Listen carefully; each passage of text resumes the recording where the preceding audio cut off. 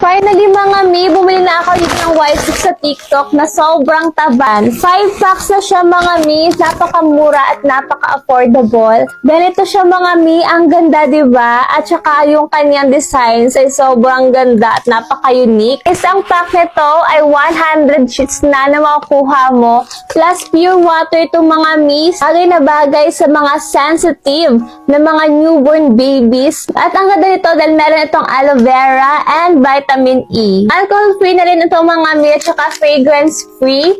Plus, ganito yung kanyang loob. Ayan, papakita ko sa inyo. Ang ganda nito dahil ang taba niya. Ganito siya kataba. And then, pag kinuha nyo naman, ayan siya.